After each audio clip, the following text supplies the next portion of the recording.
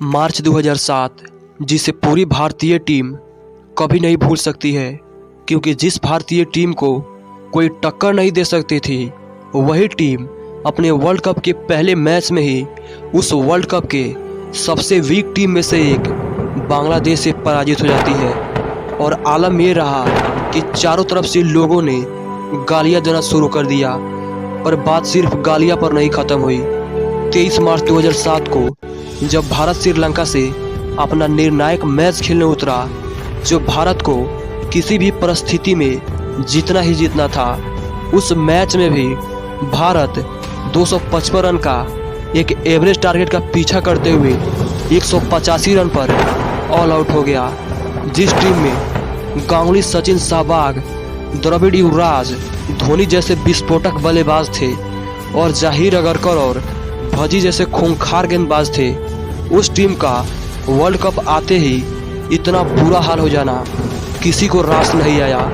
जहां सिर्फ बांग्लादेश से हारने पे दुनिया उन पे शब्दों के प्रहार कर रही थी, तो वहीं श्रीलंका से हार वर्ल्ड कप से बाहर होने पे यही प्रहार पत्थरों में बदल गए। बीच सड़क क्रिकेटरों के पुतले जलाए गए और युवराज से लेकर धोनी के घरों में पत्थर मारे गए। उस वक्त के कप्तान राहुल द्रविड़ को जान तक की धमकियां तक आने लगी। लोग इस बात पर विश्वास नहीं कर पा रहे थे, ये टीम इतनी आसानी से अपने वर्ल्ड कप के सफर को एंड करके आई है। 4 साल जब आप किसी चीज के लिए वेट करो और उसके बाद ये हाल देखो तो दुख तो होता ही है।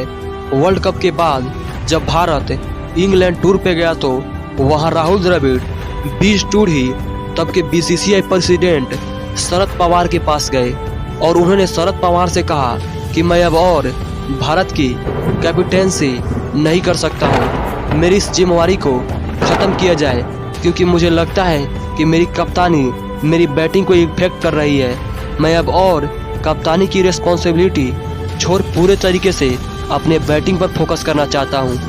बीच टूर आए द्रविड़ के इस बयान ने सबको हैरान कर दिया, क्योंकि वर्ल्ड कप के जर्नी को नज़रअंदाज कर दे तो द्रविड़ ने अच्छी खासी कप्तानी करी थी, पर असली काम तो अभी शुरू होना था। बीसीसीआई को समझ नहीं आ रहा था कि अब अचानक से किसे कप्तान बनाया जाए। बहुत सोचने के बाद बीसीसीआई के मन में एक ही नाम आया, वो है सचिन तेंदुलकर। एक चॉइस अभी सौरव गांगुली जरूर थे, लेकिन गांगुली पहले ही कुछ टाइम कप्तानी से स्टेप डाउन कर चुके थे।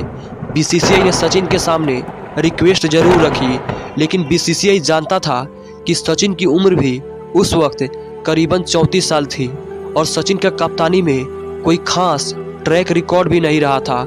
लेकिन बीसीसीआई को उस समय बेस्ट चॉइस सचिन ही लगे, लेकिन बीसीसीआई जानता था कि उन्हें जल्द ही टीम में ऐसा कप्तान बिल्ड करना होगा जो लंबे समय के लिए टीम का कमान संभाल सके। पर बीसीसीआई को यहाँ एक और झटका लगा कि सचिन ने भी जिम्मेवारी को लेने से मना कर दिया, क्योंकि बीसीसीआई मेनली आने वाले पहले T20 वर्ल्ड कप के लिए टीम डेवलप करना चाहती थी और सचिन के कप्तानी ना लेने के 3 मेन रीजन थे। पहले वो जानते थे कि वो टीम के सबसे सीनियर प्लेयर है, जिस वजह से 2007 वनडे वर्ल्ड कप की हार का उन्हें एक बड़ा रीजन भी माना जा रहा था, और ऐसे वक्त पर वो कैप्टेंसी की रिस्पॉन्सिबिलिटी और नहीं लेना चाहते थे। उल्टा उनका कैप्टेंसी के ट्रैक रिकॉर्ड भी कोई खास नहीं था। और तीसरा रीजन, वो T20 वर्ल्ड कप में जाने के लिए खुद को एक करेक्ट चॉइस नहीं मानते थे। शरद पवार ने बताया कि सचिन के माना करने पे मैंने बोला कि अगर तुम और द्रविड़ कैप्टेंसी नहीं करोगे तो कौन करेगा, और यहाँ से कहानी दिलचस्प होने वाली थी। तो सचिन के मना करने पे जब शरद पवार ने सचिन से सवाल किया, अगर तुम दोनों ही कैप्टेंसी के लिए हाथ खड़े कर दोगे तो हम फिर किसे आने वाले T20 वर्ल्ड कप में एज ए कैप्टन भेजेंगे, तो इस पे सचिन ने कहा था कि एक नाम है जिसमें कैप्टेंसी का दिमाग भी है और ऐसे कठिन वक्त में कैप्टेंसी लेने का जिगरा भी, और वो है MS धोनी। जब सचिन ने धोनी का नाम सजेस्ट किया था तो बीसीसीआई के बहुत लोग इस नाम से ताजुब में थे, क्योंकि टीम में हरभजन, सहवाग, युवराज जैसे और कई नाम मौजूद थे जो कैप्टेंसी के लिए चॉइस माने जा रहे थे।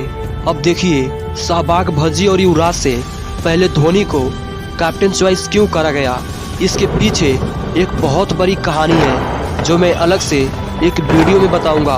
पर सचिन ने उस वक्त धोनी का नाम क्यों लिया वो मैं बताता हूं। आप में से बहुत लोगों को पता होगा कि सचिन अक्सर स्लीप पोजीशन में खड़ा हुआ करते थे और धोनी और सचिन के बीच काफ़ी बातचीत होती रहती थी।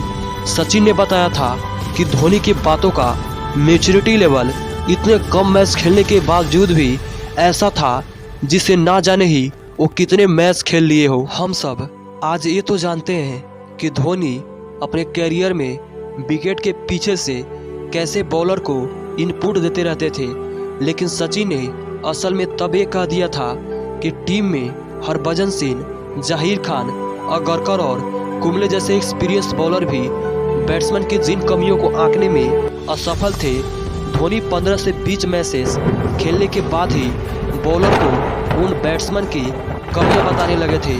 सचिन ने बताया था कि उस समय तो मुझे नहीं पता था कि धोनी का नाम इतना जल्दी लोगों के सामने रखना होगा, लेकिन उसी दिन मैं तो ये समझ लिया था कि MS धोनी पूरे तरह से एक प्योर कैप्टन मटेरियल है। सचिन ने कहा था कि मैंने लोगों को तो ये तो बोलते हुए सुना है कि ये बंदा बैटिंग के लिए बना है या ये बंदा बॉलिंग के लिए बना है, पर MS धोनी को देखकर पहली बार मैं दिल से यही था कि ये बंदा कैप्टेंसी के लिए बना है। तो यही वजह रही कि सचिन ने उस दिन बिना कुछ सोचे शरद पवार को धोनी का नाम कैप्टेंसी के लिए सजेस्ट कर दिया था। वैसे तो द्रविड़ ने वनडे, T20 टेस्ट तीनों ही फॉर्मेट में कप्तानी छोड़ने का प्रस्ताव रखा था, पर जैसा मैंने कहा BCCI को सचिन के बातों पर भरोसा था, लेकिन अभी धोनी के कैप्टेंसी पर भरोसा नहीं था। इसलिए उस वक्त सिर्फ इतना ही निर्णय लिया, द्रविड़ अभी वनडे के कैप्टन बने रहेंगे और फिलहाल आने वाले T20 वर्ल्ड कप के लिए हम धोनी के साथ जाएंगे। और उस दिन के बाद से इतिहास गवाह है कि धोनी ने अपने कैप्टेंसी के पहले ही दिन एग्जाम को सिर्फ मैच जीता के पास नहीं किया, बल्कि पहली ही बार में भारत को T20 वर्ल्ड कप का विजेता बना के पास किया। भगवान का एक एक शब्द मानो जीवित हो गया। जिस BCCI को धोनी के कैप्टेंसी पर भरोसा नहीं था, उसे भी यह एहसास हो गया कि सचिन सही थे और वो गलत।